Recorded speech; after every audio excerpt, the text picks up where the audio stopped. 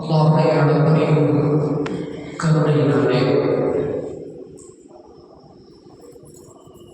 இன்றைய ஃபஜ்ருடைய தொழுகையை கொஞ்சம் வழக்கோடு தொழுவதற்கான பாக்கியத்தை முதலாக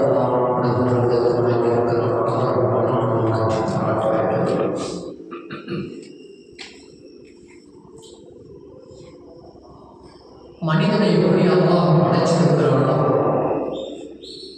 அதுபோல ஷைத்தானை படைத்திருக்கிறான், மலக்குகளையும் படைச்சிருக்கிறான் அப்படிங்கிறது நாம் எல்லோருமே அறிந்து வைத்திருக்கிற செய்தி. மலக்குகளை பொறுத்த மட்டும் அவங்க என்னன்னு சொன்னா, அல்லாஹ் என்ன உத்தரவிடுறானோ அந்த உத்தரவுகளை மட்டுமே கடைபிடிக்கக்கூடியவங்க, மாற்றம் எதுவுமே செய்ய மாட்டாங்க. இது வழக்குகள்.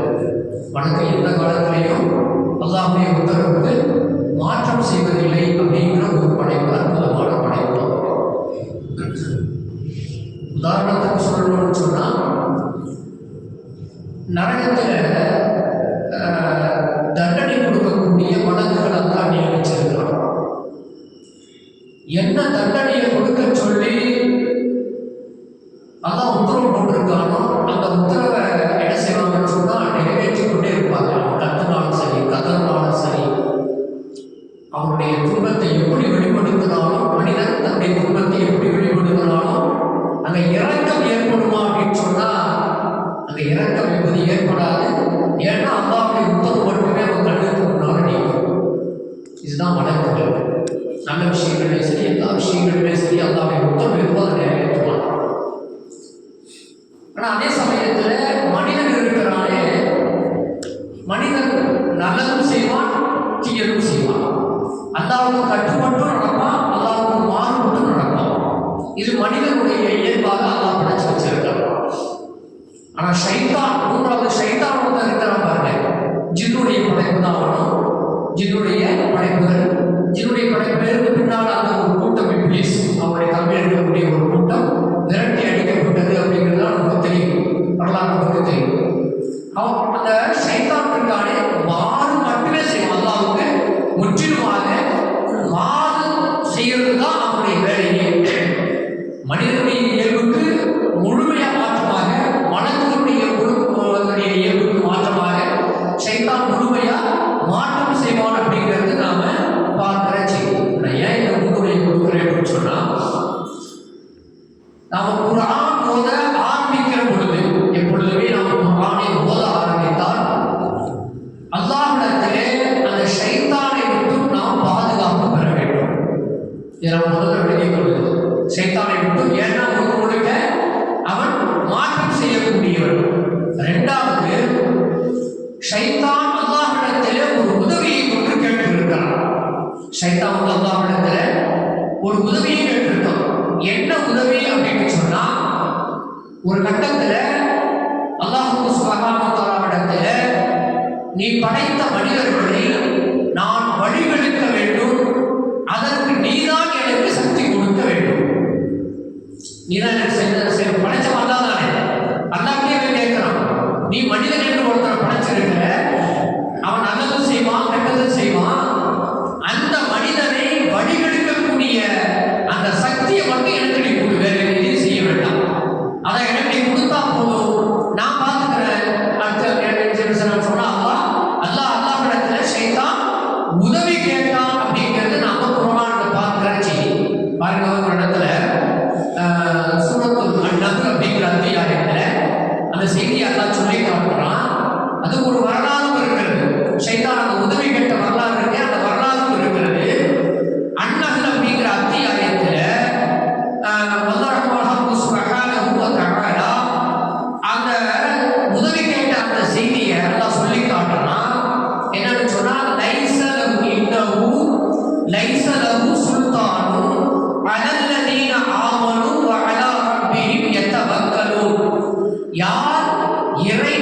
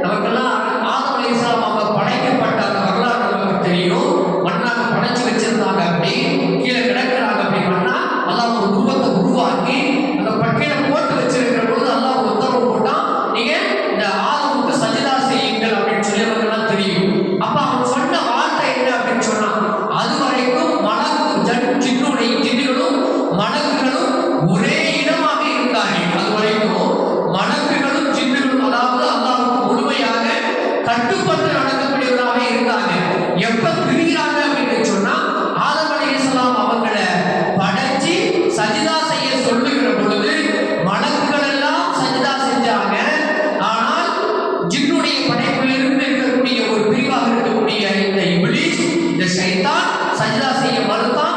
நான் நெருப்பால் படைக்கப்பட்டு இருக்கிறவன், நான் ஜுவாலைகள், நான் கரிக்கக்கூடியவன், நான் பலம் வாய்ந்தவன், மண்ணாக இருக்கக்கூடிய இந்த ஆதமுக்கு நான் ஏன் சஜ்தா செய்யணும், முடியாது அப்படின்னு சொல்லுகிற பொழுதுதான் அல்லாஹ் அப்பதான் என்ன பண்றான்னு சொன்னா, அல்லாஹ் அவர்களை விரட்டினான், அவர்கள் மீது சாபத்தை ஏற்படுத்தினான். அப்படிங்கிறதும் அந்த நேரத்தில் தான் அல்லாஹ்விடத்திலே இந்த ஷைத்தான் உதவியும் கேட்டான். மனிதர்களை படைக்க போகிற இந்த மனிதர்களை நாம் கெடுப்பதற்கு எனக்கு அதிகாரத்தையும் சக்தியும் கொடுன்னு சொல்லி கேட்டான். அப்படிங்கிறது நாம் வரலாறுகளை பார்க்கிற செய்தி.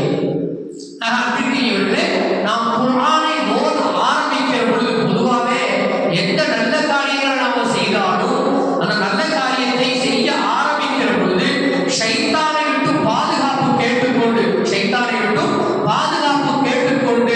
அடுத்த நம்முடைய காரியங்களை ஆரம்பிக்க வேண்டும் என்பது நம்ம எல்லோருமே அறிந்து வைத்திருக்கிற செய்தி. அதிலே குர்ஆன் ஓதுதல் என்பது ஒரு செய்தி. குர்ஆன் ஓதுவது மட்டுமில்லைங்க, குர்ஆனை உள்வாங்குவது, அந்த குர்ஆன் படி நடப்பது, இது எல்லாமே எப்ப நடக்கும் சொன்னா ஷைத்தானுடைய தீங்குதல் இல்லாமல் இருக்கிற பொழுது நடக்கும். அப்படிங்கிறது நாம் எல்லோரும் விளங்குறோம். அதனாலதான் அல்லாஹ் குர்ஆன்ல சில ஷைத்தானை பற்றி நிறைய இடங்கள் அல்லாஹ் சொல்லி இருக்கிறான்.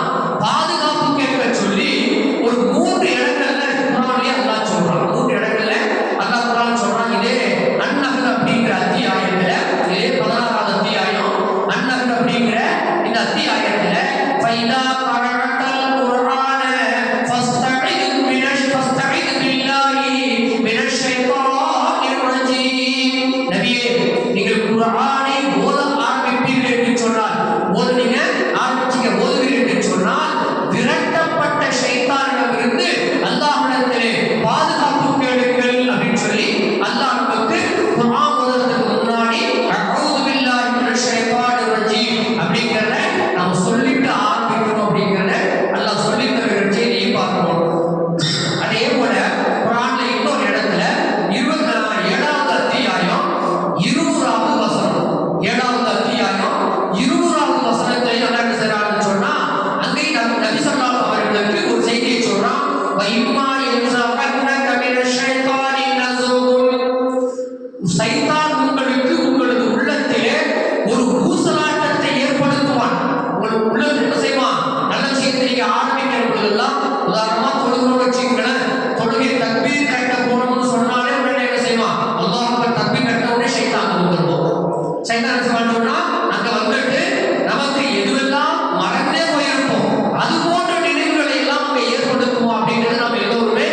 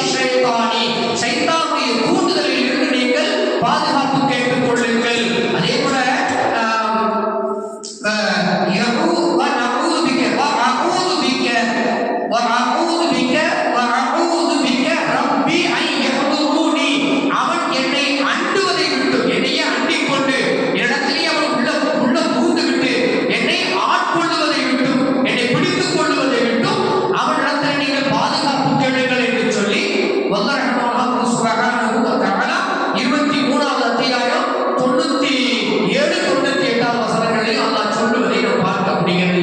அன்பிற்குரியவர்களே, குர்ஆனை நாம் ஓத ஆரம்பிப்பதற்கு முன்னால் நம்ம என்ன செய்யணும்னு சொன்னா ஷைத்தானிடமிருந்து முதலிலே பாதுகாப்பு கேட்டுக்கொள்ள வேண்டும் என்பது நாம் பார்க்கிற செய்தி. வல்லாஹ் ரஹ்மான் ஹக்கு சுப்ஹானஹு வ தஆலா நம்மவர்களுக்கு இந்த ஷைத்தான் விரட்டப்பட்ட ஷைத்தானிடமிருந்து எல்லா விதமான பாதுகாப்புகளையும் தந்து அருள் புரிவானாக. சுப்ஹானல்லாஹி வ பிஹம்திஹி சுப்ஹானல்லாஹும்ம வ பிஹம்திக அஷ்ஹது அன்